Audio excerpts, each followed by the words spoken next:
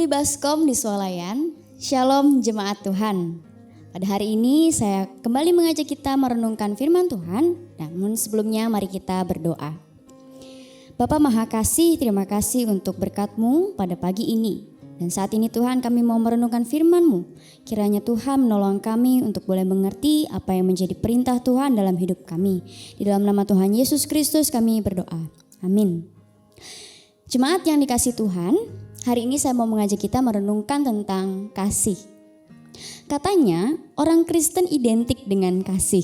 Benarkah demikian?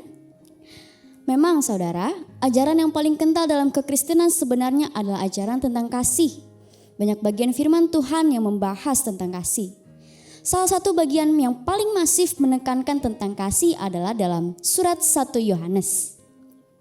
Kalau kita melihat di dalam surat 1 Yohanes pasal 2 ayat 3. Mari kita mencoba membacanya. Kita diberitahu bahwa tanda kita mengenal Allah adalah kalau kita menuruti perintah-perintahnya. Dan apabila kita tidak menuruti perintah Allah, kita disebut pendusta. Dan kebenaran tidak ada di dalam kita. Ini pemberitahuan yang terdapat dalam 1 Yohanes 2 ayat yang ketiga. Kemudian Bapak Ibu, pada bagian selanjutnya ternyata ada perintah yang muncul, yaitu perintah untuk saling mengasihi.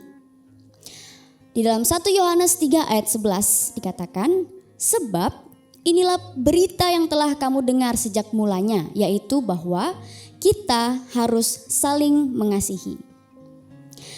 Perintah ini kemudian diikuti dengan pengertian dasar bahwa kita semua sebenarnya adalah orang-orang yang sudah berpindah dari maut kepada hidup. Tetapi barang siapa yang tidak mengasihi, sebenarnya ia tetap berada di dalam maut. Nah, kemudian ini ditekankan lagi dengan satu penjelasan bahwa setiap orang yang membenci saudaranya adalah pembunuh manusia. Saudara, pembunuh adalah pewaris maut dan pembunuh tidak mendapatkan hidup yang kekal. Kalau demikian, berarti perintah mengasihi ini sebenarnya merujuk kepada mengasihi sesama manusia. Dari ada perintah saling mengasihi, kemudian dijelaskan tentang kalau kita membenci saudara kita. Berarti perintah mengasihi ini merujuk kepada mengasihi saudara kita atau sesama kita manusia. Mengasihi sesama manusia ternyata adalah perintah Kristus, saudara. Di dalam 1 Yohanes 3 ayat 23 dikatakan, kita saling mengasihi sesuai dengan perintah yang diberikan Kristus kepada kita. Dan kemudian ditekankan lagi di 1 Yohanes 4 ayat 7-8. Demikian firman Tuhan, saudara-saudaraku yang kekasih, marilah kita saling mengasihi, sebab kasih itu berasal dari Allah. Barang siapa tidak mengasihi, ia tidak mengenal Allah. Dengan demikian kita tahu, kita mengasihi sesama itu adalah sebagai tanda kita mengenal dan mengasihi Allah. Kalau kita mengasihi Allah, seharusnya kita juga mengasihi sesama kita. Di dalam 1 Yohanes 4 ayat 19-21 dikatakan, kita mengasihi Allah, kita mengasihi karena Allah lebih dahulu mengasihi kita. Jika kita mengatakan kita mengasihi Allah, tetapi tidak mengasihi saudara kita, berarti kita ini adalah pendusta. Kalau saudara yang bisa kita lihat saja kita tidak bisa kasihi, bagaimana kita mau mengasihi Allah yang tidak terlihat? Bapak Ibu Saudara yang dikasihi Tuhan, perintah mengasihi sebenarnya adalah hukum yang terutama. Injil mencatat ketika orang Farisi bertanya pada Tuhan Yesus, apa hukum yang terutama? Dan Tuhan Yesus menjawab, hukum yang terutama adalah hukum tentang kasih. Misalnya di dalam Matius 22 ayat 34-40. Di sana dikatakan yang pertama adalah kasihilah Tuhan Allahmu. Kemudian yang kedua, kasihilah sesamamu manusia.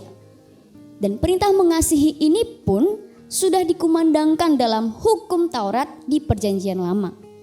Mengasihi Allah tercatat di dalam Ulangan 6 ayat 5.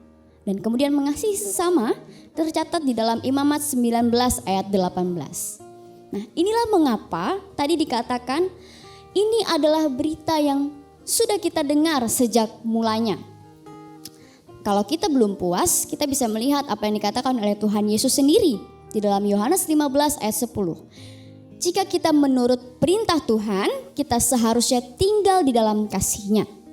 Kemudian di ayat 12, perintah Tuhan Yesus itu adalah supaya kita saling mengasihi seperti Ia telah mengasihi kita. Jadi Bapak Ibu Saudara, kita bisa melihat 3 hal mengapa kita harus saling mengasihi. Yang pertama, karena Allah lebih dahulu mengasihi kita. Yang kedua, karena ini adalah perintah Tuhan. Dan yang ketiga, mengasihi sesama adalah tanda paling nyata bahwa kita mengasihi Allah. Jadi biarlah hidup kita, di dalam hidup kita selalu mengingat bahwa kasih adalah sebagai dasar hidup orang Kristen. Kasih seharusnya menjadi karakter yang sudah mendarah daging dalam diri kita setiap orang percaya. Rasul Paulus pun mengerti dengan baik hal ini. Dia mengatakan di 1 Korintus pasal yang 13, orang yang hebat, punya banyak karunia, punya banyak harta, punya iman yang besar, tetapi jika dia tidak punya kasih, ia tidak berguna. Semua itu tidak ada faedahnya baginya. Kalau gitu Bapak Ibu Saudara, apakah kita masih hidup dalam kasih itu? Apakah kita mengasihi sesama kita manusia? Atau justru diam-diam kita sedang membenci sesama kita dan menjadi seorang pembunuh? Saudaraku yang dikasihi Tuhan, kasih itu sabar, kasih itu murah hati, kasih itu tidak cemburu, ia tidak memegahkan diri dan tidak sombong, ia tidak melakukan yang tidak sopan dan tidak mencari keuntungan diri sendiri, ia tidak pemarah dan tidak menyimpan kesalahan orang lain, ia tidak bersuka cita karena ketidakadilan tetapi bersuka cita karena kebenaran.